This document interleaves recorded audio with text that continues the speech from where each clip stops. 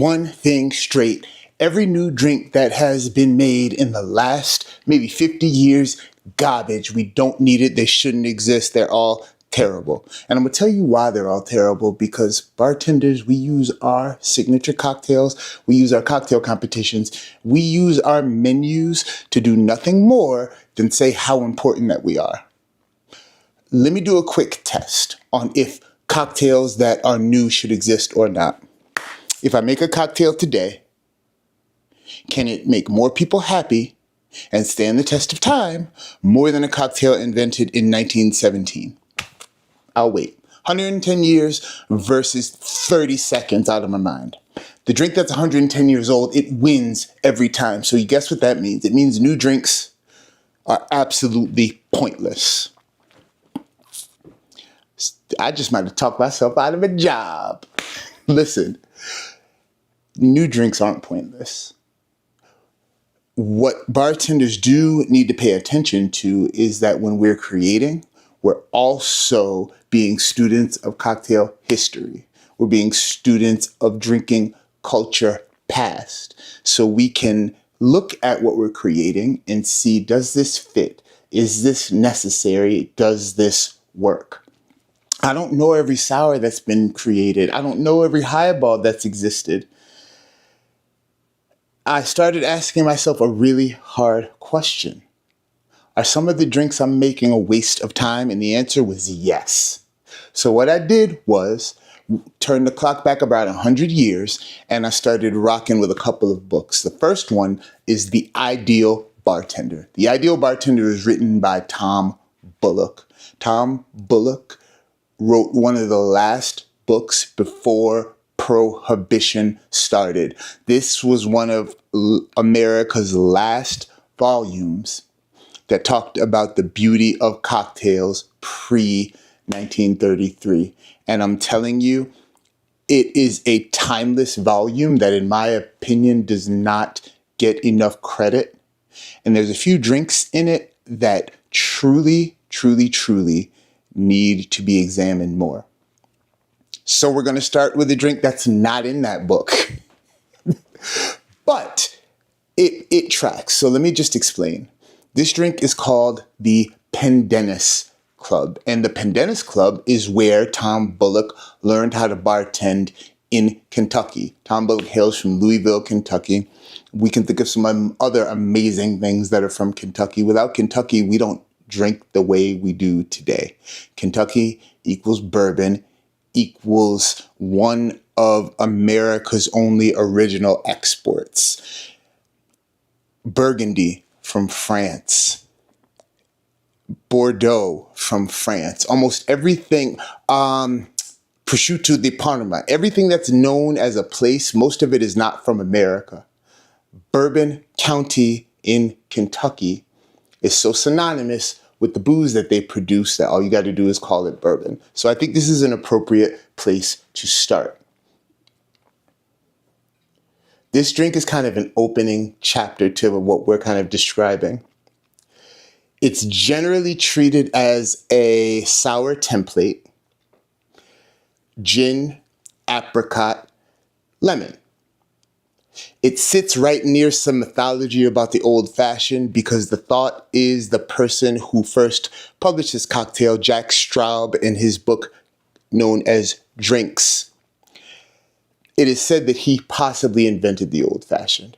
There's plenty of evidence to the contrary, but what is known is that Tom Bullock's old fashioned that he made is a reason that the drink started appearing on menus everywhere. So, you remember how I said we shouldn't make new drinks, we shouldn't riff? Well, we're going to riff right now, because let's talk about this drink's original recipe. Plymouth gin, or like a nice soft London dry, apricot liqueur, lime juice, lemon juice, and Peychaud bitters. We're going to switch things up just a little bit, and we're going to find our actual recipe. Why the hell would I write my recipes down without numbers? I do some funny things when I'm making notes for these. My goal is to try to make these lives flow a little better. And so guess what I did? didn't write down the notes to my cocktail. That's awesome. But you know what? We're going to get there. And we're going to get there right when, right now. So what are y'all drinking on? What's making you happy lately? I want to be a part of it.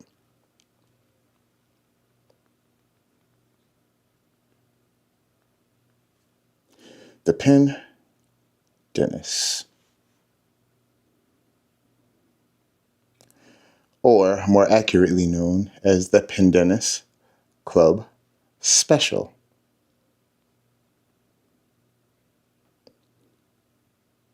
Where am I going to find, whose recipe? Who are we going to look at? Difford's Guide, I love your recipes. Y'all remix sometimes a little too much, but that's okay. This cocktail can sometimes be called a Louisville signature.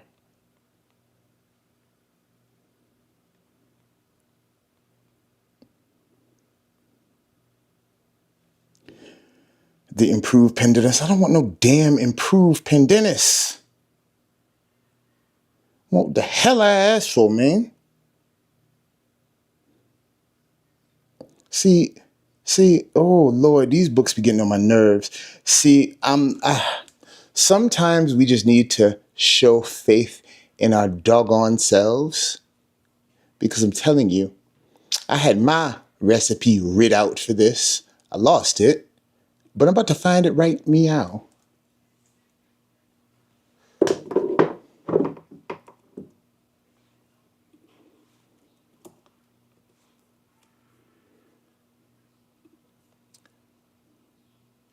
The Pendennis, where is my recipe?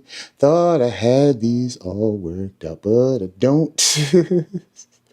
Oh no, I don't. But I found it right, god darn now.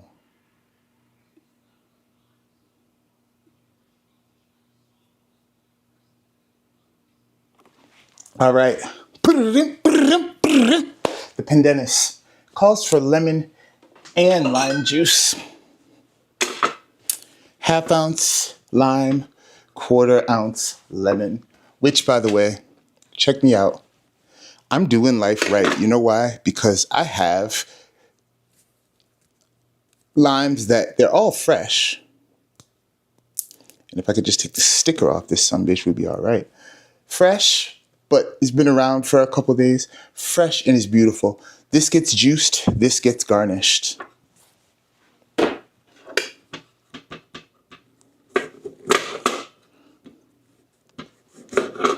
Juicy. Oh, juicy. Where you been all my life? Juicy, juicy.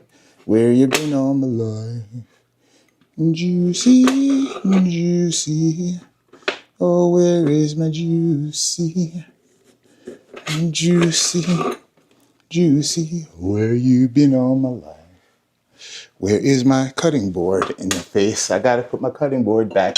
I'm trying to get my mise en place on point. Mise en place means make and place. And sometimes I make my stuff and put it out of place. And it's a shame. All right, let's get our lime juice going first, shall we, boys and girls? Shout out to Dream Farm for this amazing hand crank juicer. I am all about this life. Like all about this life.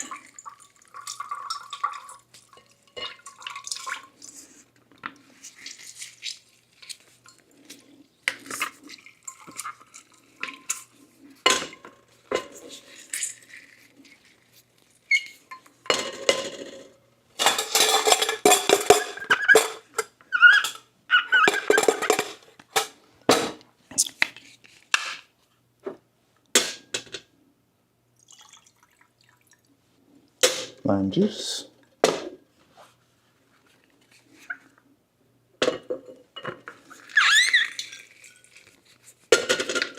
This thing extracts like real well. Like I would say you get maybe an extra 25% juice out of here. Than if you were using the leading juicer. So collect all 5. Do you see all that beautiful, oh, look at that. Look at that beautiful mist. Look at that beautiful mist. Citrus really makes me happy. NGL. So the kids say, not gonna lie.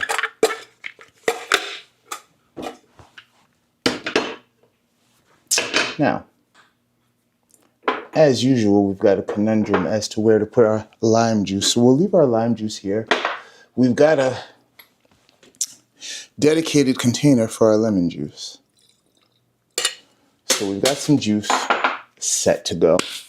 So the Pendennis cocktail from the Pendennis Club, Louisville, Kentucky. 2 really important, really famous bar men were behind the stick here. One is Jacques Straub, who wrote the book Drinks in 1914. Lot of foundational recipes here. The other, my personal favorite, Tom Bullock, The Ideal Bartender, his book that came out in 1917. The foreword was written by George Herbert Walker, predecessor to 2 presidents. Whatever you think about whoever you think, some important people cared about this man's drinks. Also, Teddy Roosevelt sued someone for libel for saying he drank a lot, right?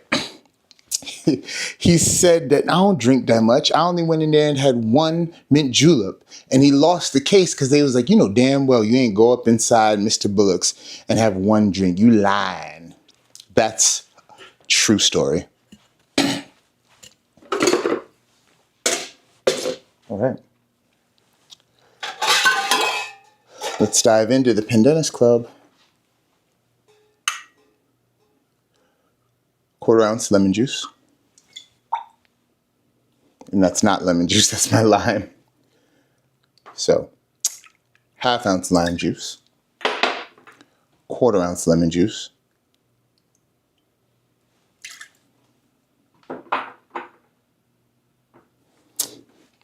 And it calls for 3/4 ounce apricot liqueur.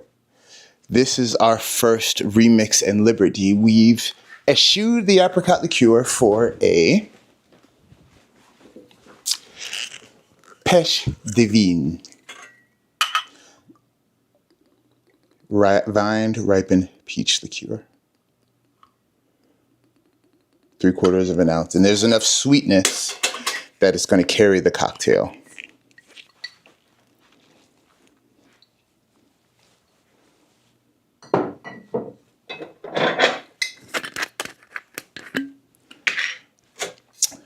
This calls for a Plymouth. I'm going to do 1 3/4 ounces of Highclere Castle Peach Rose Gin.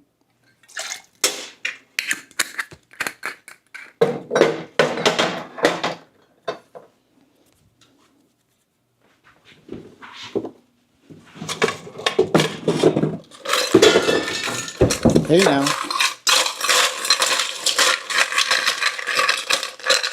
They call me Mr. Dropsies.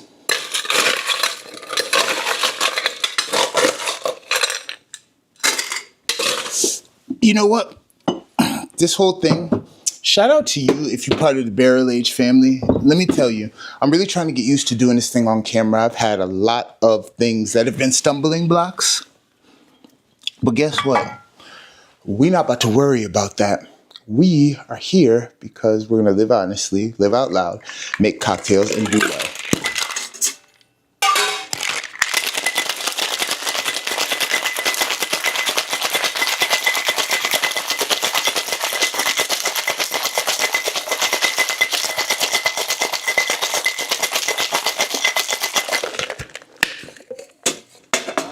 It says, strain into a chilled cube.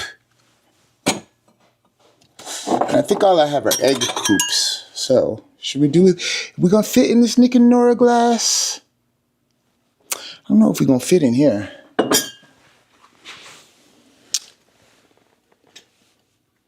And of course, that's all I got available. Who does this and why? I've got this lovely little ditty. This looks like a glass that just might have been used at the time.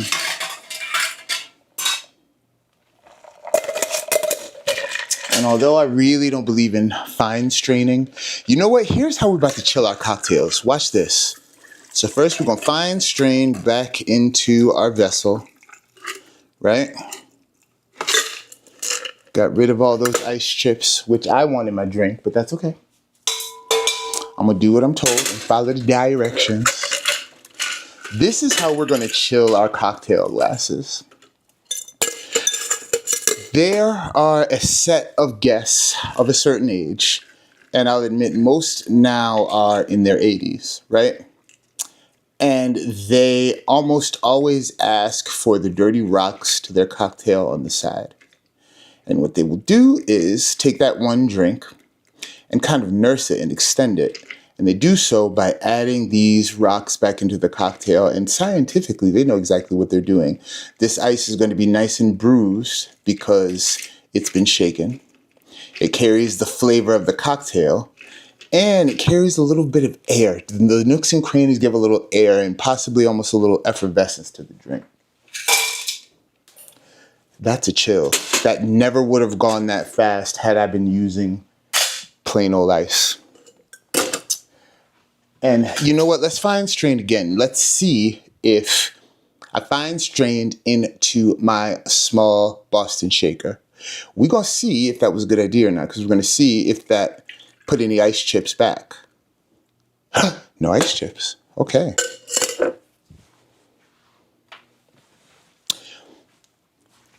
Pandanus. You know, my garnish game has been weak lately. I'm talking about 7 weeks. It's been weak like 7 days. You hear me? I gotta get my garnish game right, y'all. And I'm gonna get there. For sure.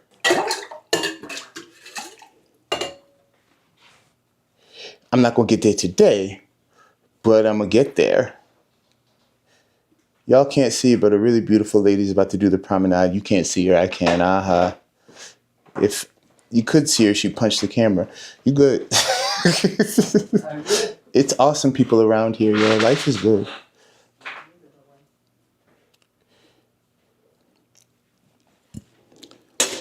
What are we gonna do for a garnish, y'all?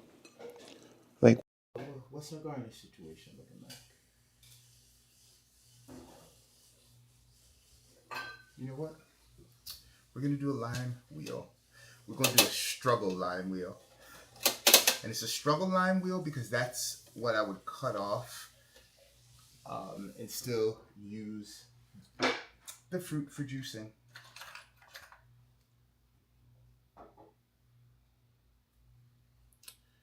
Pandanus. Damn, Daniel. That pandanus is looking good, Daniel. Excuse me, I'm a one-man show, so I gotta come around here and take a little pictorial without the added benefit of a crew.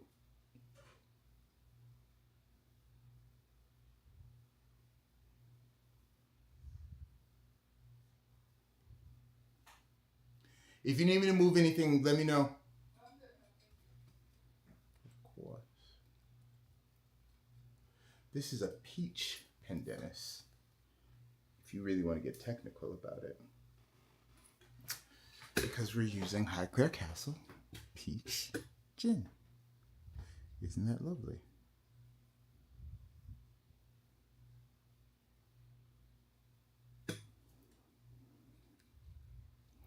Isn't that wonderful?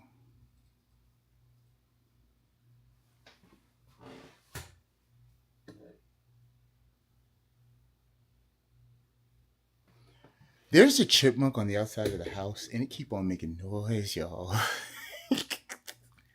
And it's kind of cute.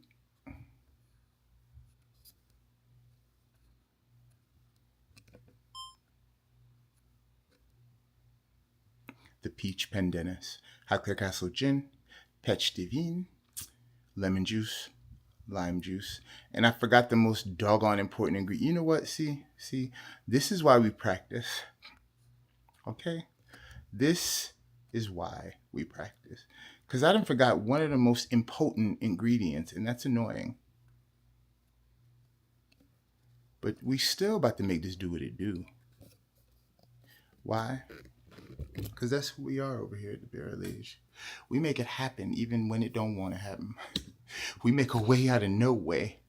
We make vision out of can't see. We make have out of ain't got. You understand me? And I'm with it. I forgot the Peychaud bitters. Like, who does that? You know what? That is the garnish. How about that? See, I should have just saved myself and said garnished with Peychaud bitters right at the end. These beautifully striking red bitters are New Orleans in a glass. Amédée Peychaud and his apothecary. These were invented as a health tonic once upon a time. They are now part of the Sazerac cocktail, and they're part of the holy trinity of bitters. If you are starting out buying bitters, you need 3 bottles. Number 1, Angostura from Trinidad for the old fashioned and the Manhattan. Number 2, orange bitters for the martini. Regan's Orange is a modern brand, but is a brand new classic. And if you don't know who Gaz Regan is, please ask me. Number 3, Peychaud, as we just talked about. Amédée Peychaud, his apothecary. He sold this that said it would make you feel better. Some people thought it was snake oil. I say no, because this thing will cure what ails you. And that's all I've got to say about that. Let me take another picture at you. Okay, that's beautiful.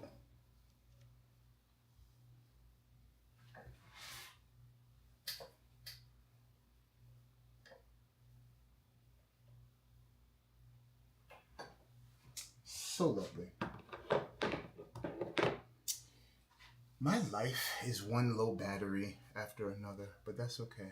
We know what to do. We know what to do. And life is good. I got no complaints.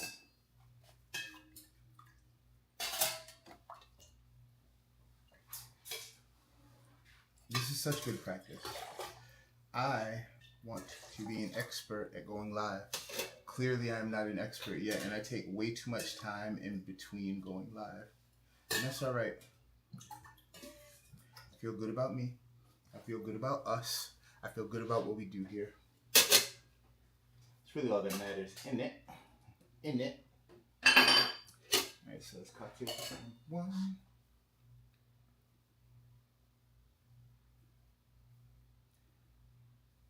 So cocktail number 2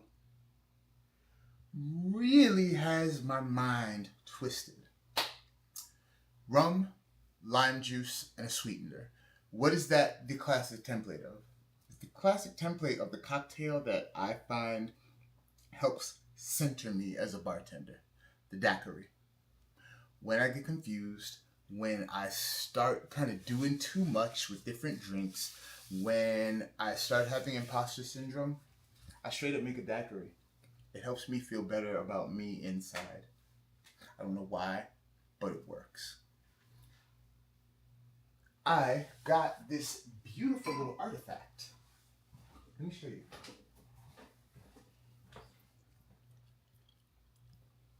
Let me do like the makeup girls do. You see this?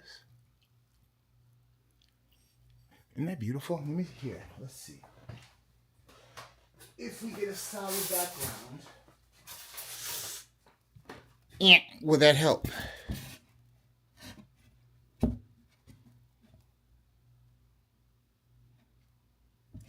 This glass has dope recipes on it. And I found a cocktail on here that I had never heard of. The Bacardi. Juice of 1 lime, 1 teaspoon sugar, 2 ounces Bacardi rum, 1 dash grenadine. Shake with fine ice. I had never heard of such. So it's a daiquiri rebuilt with grenadine. And one thing we know is that when this cocktail became popular, which was right after Prohibition, 1934, if they were using grenadine, it is not the formaldehyde-laden high fructose corn syrup garbage that we have now. It was made from pomegranate. Pomegranates are known as grenades in France, and believe it or not, that is where the you know what thing in Call of Duty that you're throwing. Shout out to YouTube. I ain't trying to violate y'all terms of service. Pomegranate grenades are named after pomegranates.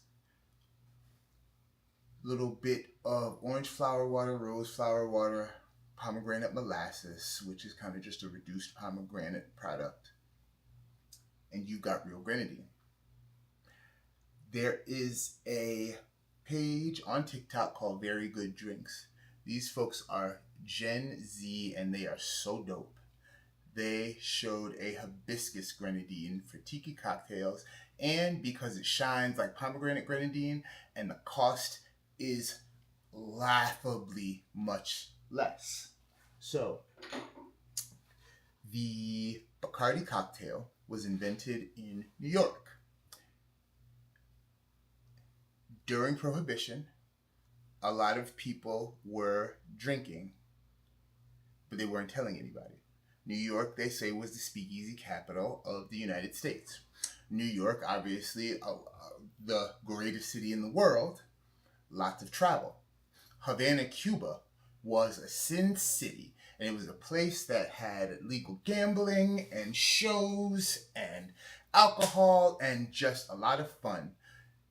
You had a couple dollars to spend and you didn't want to be in a place where booze was illegal. My Lord, how did we get there?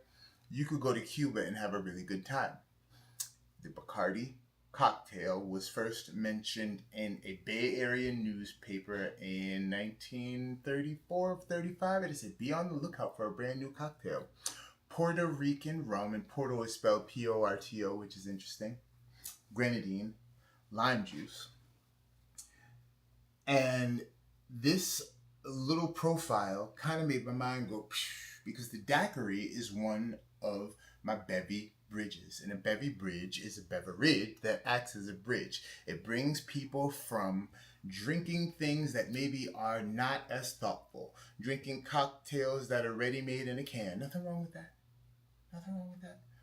Drinking things that may have high fructose corn syrup, or just not thinking about what they're drinking. Drinking things with extra calories and ingredients.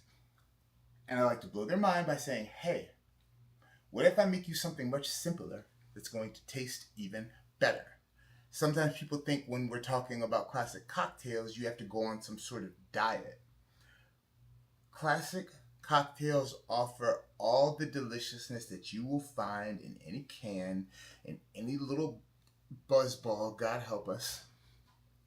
But they ain't gonna kill you as fast because they're made with fresh ingredients and they're made with more thought.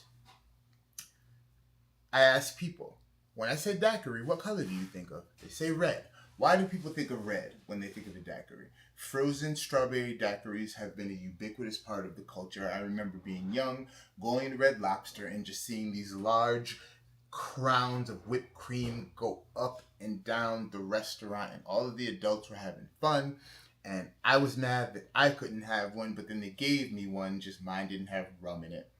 Shout out to Red Lobster with the virgin strawberry daiquiri. Servers probably love that because it probably upped their check average. Like, whoa, I definitely ordered 3 of them once when my parents were on one end of the table and I was on the other end. And the people near me thought it was cute that I kept on drinking these things. And then my mother smiled. But then when I got home, she told me up about them.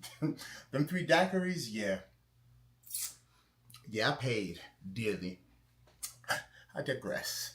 So, people think of the strawberry daiquiri when they think of a daiquiri and when they think of the color red. This little pink ditty has just kind of existed, and I wonder, was this the precursor to the strawberry daiquiri? I've seen strawberry daiquiri recipes that have grenadine in them instead. Also, now this is what's dope, right? There was a time when You wouldn't order a daiquiri. You'd order a Bacardi cocktail. And if you wanted a daiquiri style, you'd order it dry. If you wanted it grenadine style, you'd order it sweet.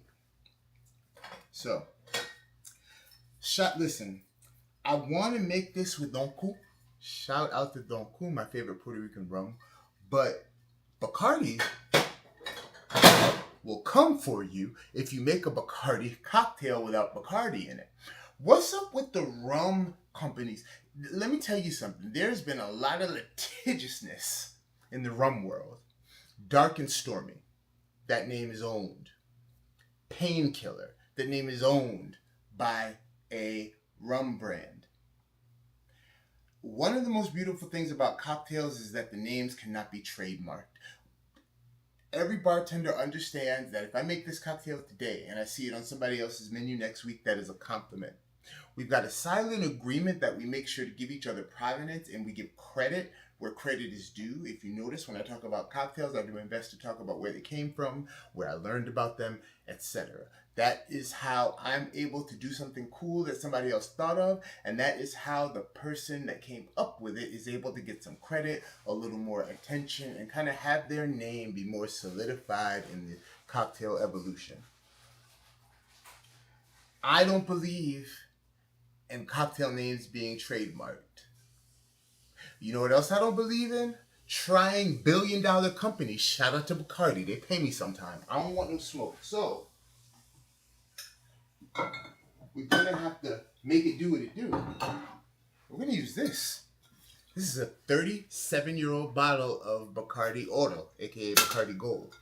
So we're going to make the Bacardi del Oro. 3 simple ingredients. Or we could call this the Bacardi de Jamaica, the Bacardi de Jamaica.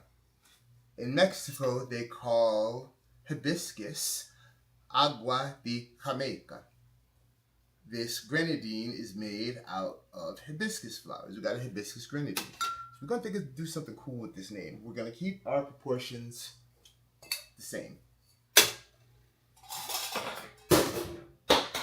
As I drop whatever I just dropped. You know what? We're going to get that. Oh, I spent extra time cleaning today, and it makes me feel good inside. Sometimes when we do videos, any creator knows, everything around you looks like an entire wreck, and you just want to get the video done, get the video done, get the video done. I believe in my heart the more time we take for our lives outside of the filming process, the smoother the filming process is going to go. That's my opinion. So, we're going to do 1 ounce lime juice, 3/4 ounce hibiscus grenadine that we just spilled. Yo, let me tell you, hashtag sloppy top.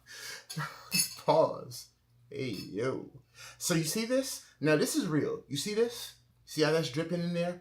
This happens to me when I'm making drinks, and it happens when I'm making drinks at really busy bars. So you know what I do? I try to estimate how much is in there, and I short pour my jigger. Pour my jigger in. I don't have to re-pour the cocktail. I taste it when it's done. I don't panic. I put the bottle to the side and say, ew, we got to replace that top. And life goes on in a beautiful fashion. 2 ounces Bacardi Oro. 40-year-old bottle, and you know what that means? Not much, but it's a flex. Classic bottle of Bacardi. I cannot wait. I'm just going to post like, I used a 40-year-old rum. The comments are going to be flooded with people saying, well, actually, that was a crappy rum when it came out. It doesn't matter that it's 40 years old. If it wasn't aged on site, it doesn't really matter. But listen, it's a flex. This is classic. I'm classic. We're classic. Let's go.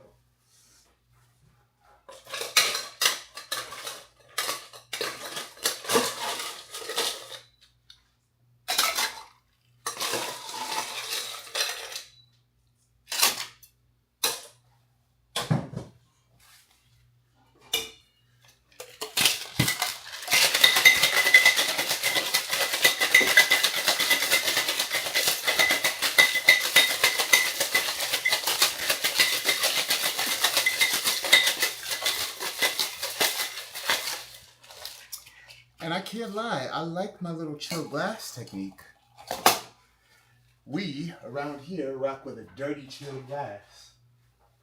You want to see?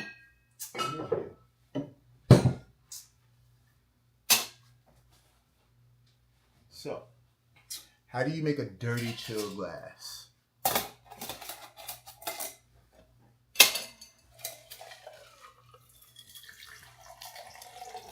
Pour your cocktail into the small tin.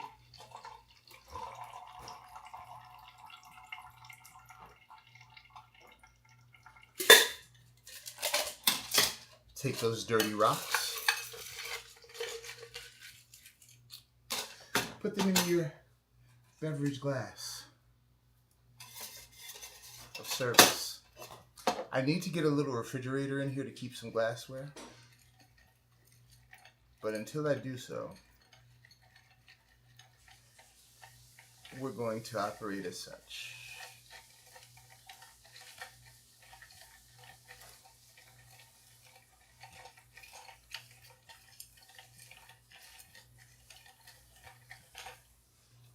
Oh, that is perfection.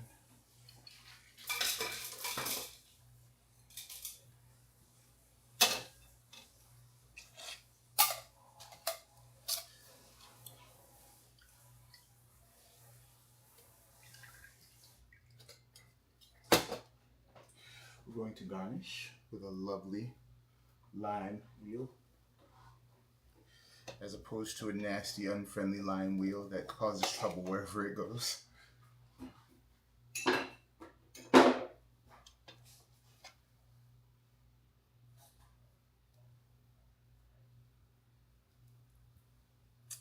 And listen, again, the daiquiri is one cocktail I do not like to mess with because, again, more than 100 years of good history.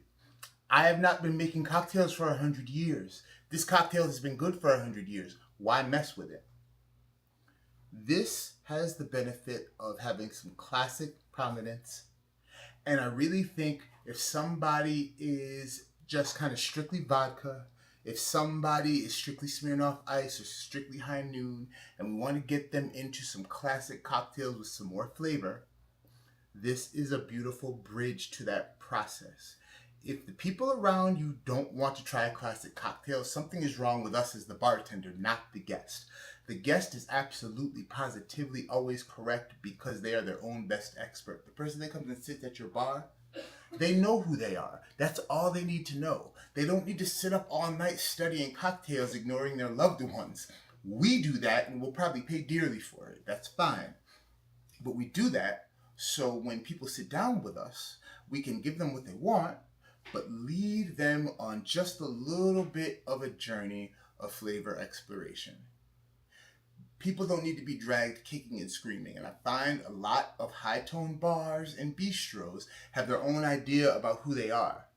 They have their own idea about what's important, and it gets kind of hoisted upon the guest. That's not what we're doing here.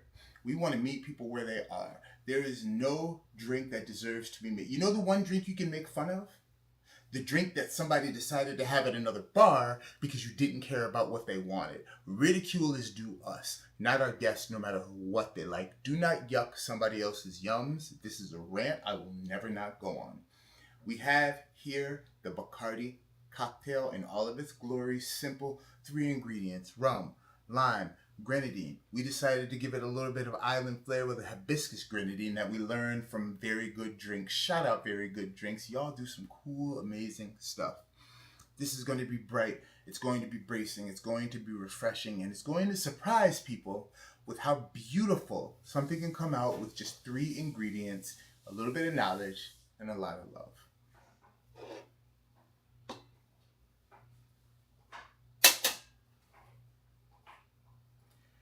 And I'm sick of cocktails having to be owned.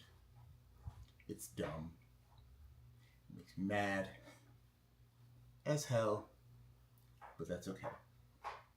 We're gonna move on to, I've got a few more, but this one here might be the sine qua non. That's one of my favorite things to say, by the way. Sine qua non means without this, there is nothing. And this drink means so much because it was described by some really smart people, smarter than me, in fact, as pardon me, criminally underserved. Not like communities be in red. You know what? Let me stop. Let me not talk anything about states or their colors.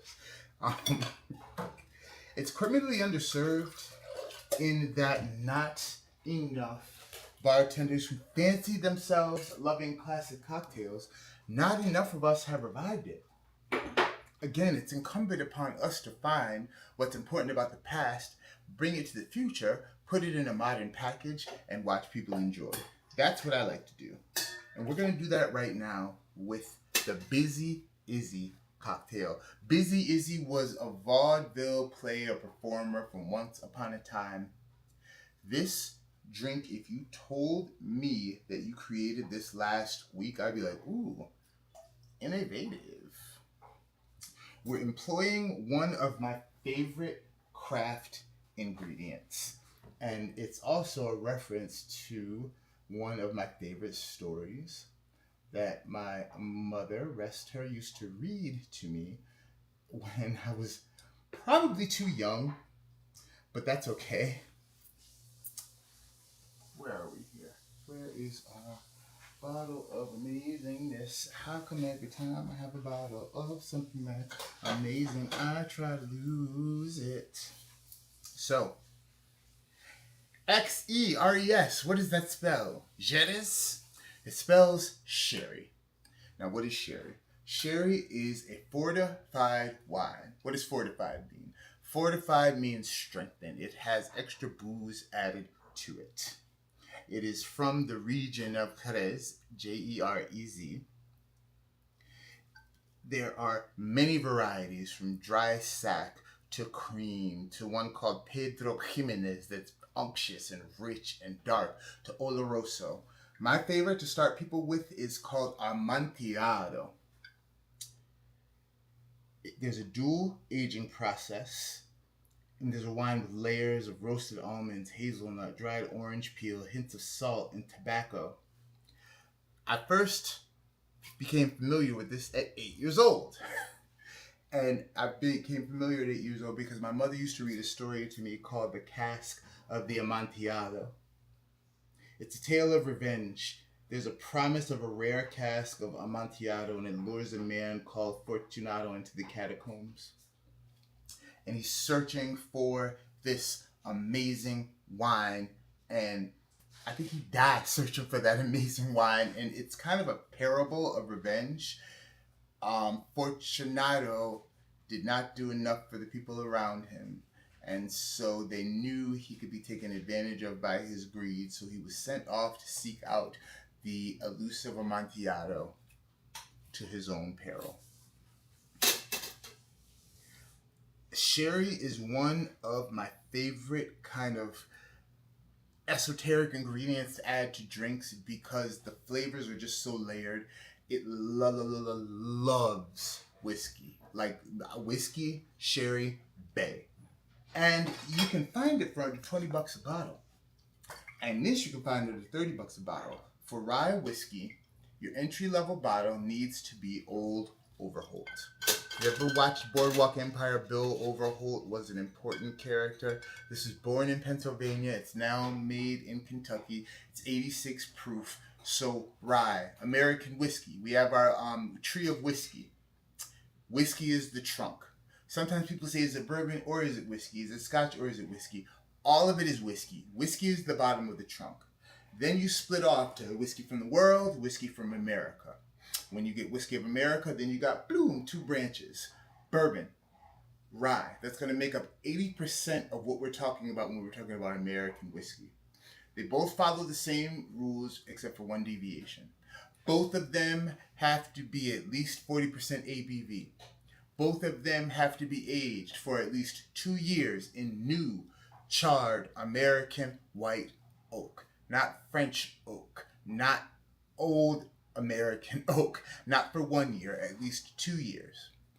And each one of them have to be made of 51% of a particular grain. Bourbon has to be 51% corn. Rye has to be 51%, you guessed it, rye. Simple enough. What is the difference? Why does it matter? Wild Turkey's got two 101s. One's bourbon, one's rye. What the hell is the difference? Why is one green? Why is one red? I'm going to tell you why. Bourbon is going to give flavors of orange, kind of caramel, a little bit of vanilla. Rye is going to give you more spice, clove, banana, cinnamon, black pepper. Each one of them has their own applications.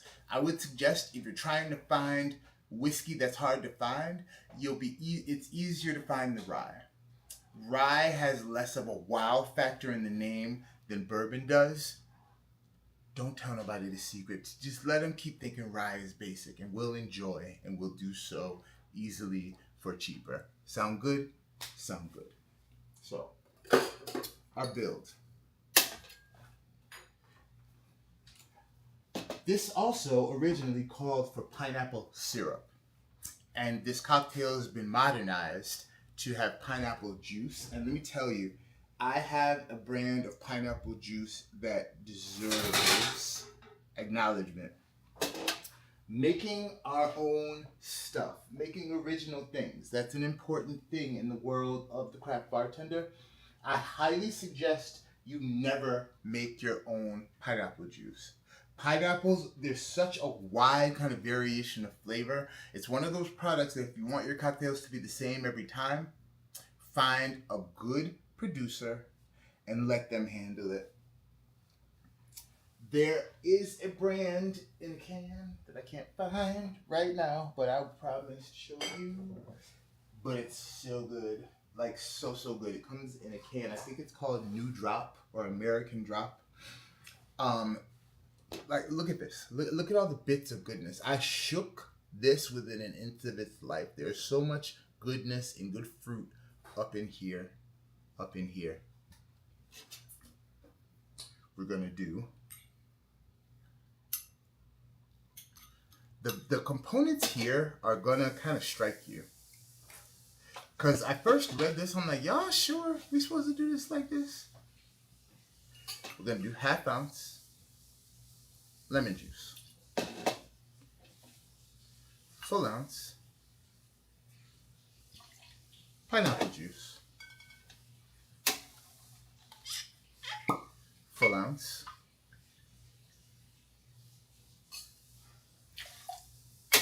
Amontillado sherry, full ounce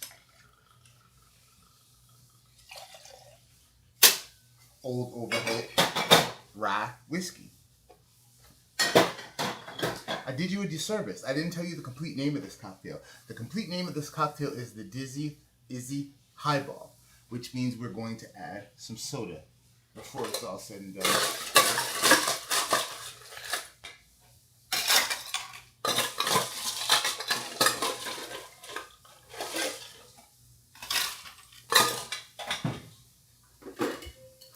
Shout out to Tom Bullock. Like, this should be his calling card right here.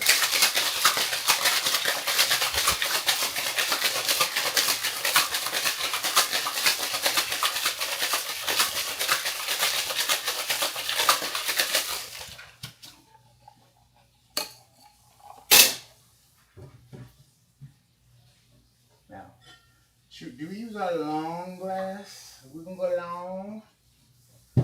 Let's see what we do. These are both quite long. Quite a long glass there, sailor.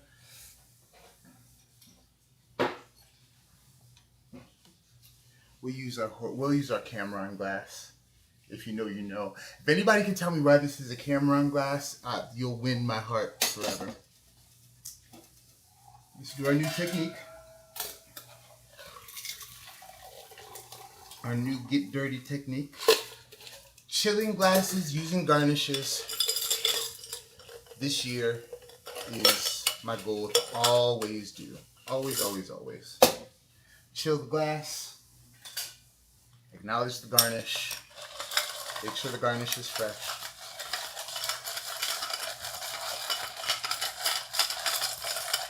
I can't lie, yo. This is legit. I like it.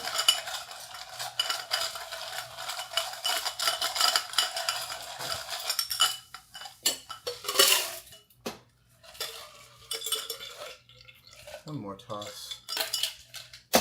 And now, we've got to add soda.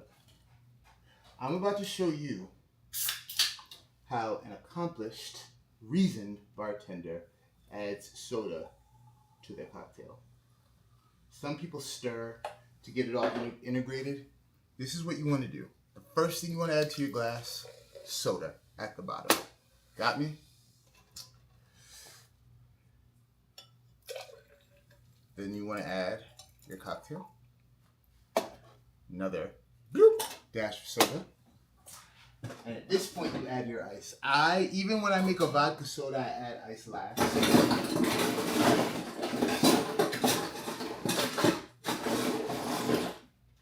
There are many quirks one could have behind the bar. That one is mine.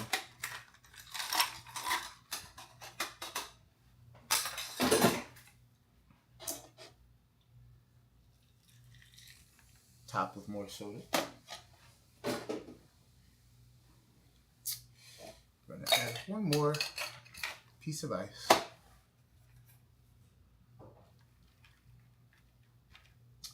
Garnish with a straw. And then one dash Angostura bitters on top.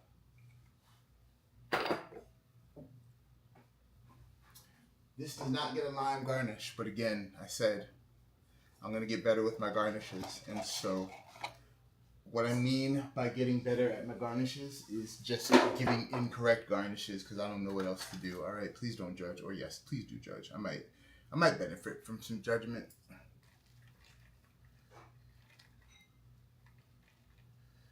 My mother and I used to have something we used to say, shame is underrated sometimes.